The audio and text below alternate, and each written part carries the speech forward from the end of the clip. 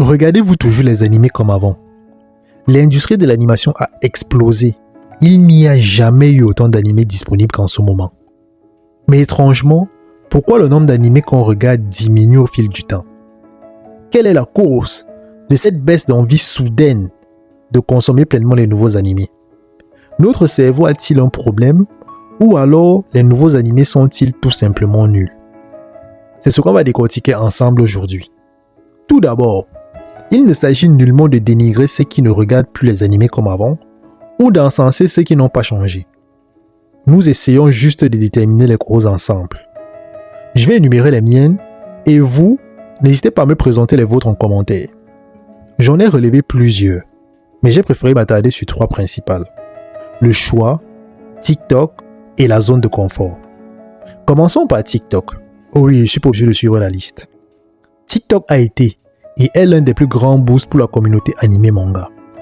Car il a permis de mettre en avant beaucoup d'œuvres, de par des edits, des réactions, des jeux, des cosplays, des danses et plein d'autres choses.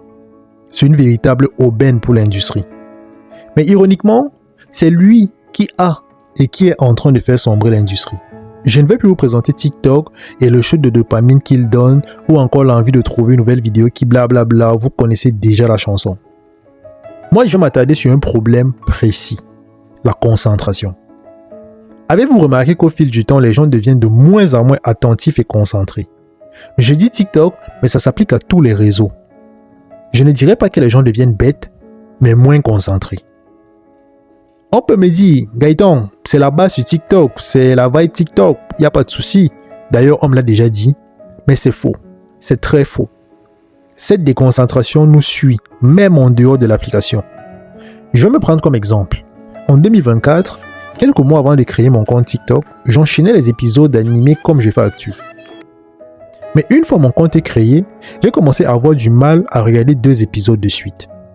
Après un épisode, je prenais mon téléphone.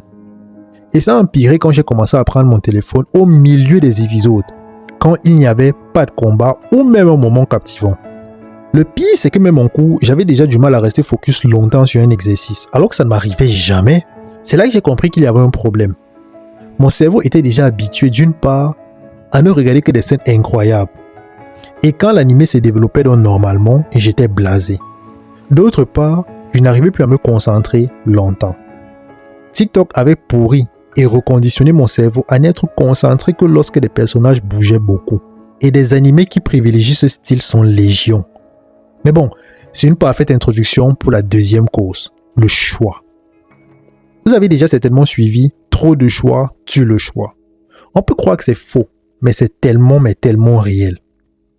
Vous vous êtes déjà assis devant Netflix ou Crunchyroll pour chercher quoi regarder, mais il n'y avait rien à regarder.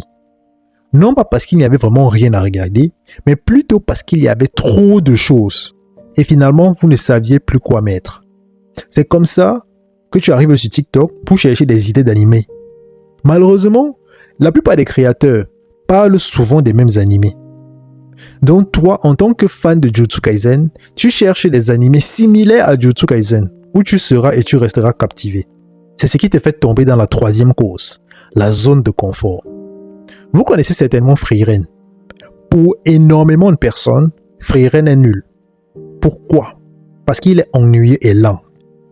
Mais les gens ne savent pas que Frieren est un excellent remède contre le phénomène TikTok et la déconcentration. Avant, on n'avait pas vraiment le choix. On regardait des animés sur Manga, sur Game One, sur J1 ou NT1. Ce que ces chaînes nous montraient, on regardait. Et étrangement, ils nous ont aidés à diversifier nos palettes de styles. Entre romance avec la maison Ikoku, action et aventure avec Naruto Hunter x Hunter, Isekai avec Vision d'Escaflowne, drôle avec le collège Fufufu, ou même thriller avec les enquêtes de Kindaichi. Maintenant, les gens n'apprécient plus la diversité. Ils veulent et ne cherchent à regarder que des animés similaires. Du coup, pour un fan de Solo Leveling, Demon Slayer ou même Jujutsu Kaisen, il trouvera Frieren lent et nul. Non pas parce que l'anime est vraiment nul, mais parce que l'anime ne ressemble pas à ce qu'il aime regarder. Pourtant, l'idée est justement de chercher à comprendre une œuvre, au lieu de vouloir que l'œuvre ressemble à ce qu'on aime. Et les comparaisons sont devenues monnaie courante. j'aime Hell's Paradise. Ah non, tu ne dois pas aimer Hell's Paradise parce que Jujutsu Kaisen est mieux. Donc, Hell's Paradise c'est nul. J'aime beaucoup My Dress Up Darling. Non, c'est pas bien. Blue Box est mieux. Et c'est comme ça que les jugements deviennent biaisés. Si je devrais faire un résumé de la situation, TikTok brouille notre cerveau. Et avec l'abondance de choix, nous ne parvenons plus à choisir convenablement. Et c'est comme ça que nous faisons confiance à TikTok et nous finissons par regarder les choses que TikTok met volontairement en avant contrairement à d'autres. Et nous nous disons que ce que TikTok met en avant est mieux que les autres. Je pense que beaucoup se sont déjà reconnus. Mais bon, comme j'ai dit, le but n'est pas de jeter la pierre sur quelqu'un. Car c'est bien beau de relever le problème, mais comment le résoudre? En fait, la réponse est simple. Jetez vos téléphones. Oui, jetez. Mais bon, je blague, c'est trop radical quand même. Mais bon, mettez quand même ça dans vos têtes. Moi, comment je m'en suis sorti? Une fois que j'ai compris qu'il y avait un problème, je me suis forcé à regarder les épisodes sans le téléphone à côté. Le cerveau n'aime pas qu'on veut le reprogrammer. Mais bon, c'est la meilleure des solutions. Et comme j'ai dit, les animés comme Frieren sont les meilleurs cures. Sinon, il y a aussi Journal with Witch. Il est magique. Mais ça marche aussi bien avec des films, des séries ou même des livres. Pour moi, c'est le problème central. Parce qu'une fois que tu adoptes ça, tu passes moins de temps sur les réseaux. Après ça, je pense qu'il sera plus facile de regarder des animés d'autres styles. Car votre cerveau ne cherchera plus des animés qui capteront directement votre attention. Et ça, c'est bien. Du coup, est-ce que cette vidéo vous a aidé? Ou est-ce que cette vidéo vous aidera? Ou alors, votre situation actuelle ne vous dérange pas vraiment? De toute façon, la vidéo servait juste à partager nos idées sur la question. Sur ce, je vous remercie de m'avoir écouté et je vous souhaite une bonne soirée. Sayonara!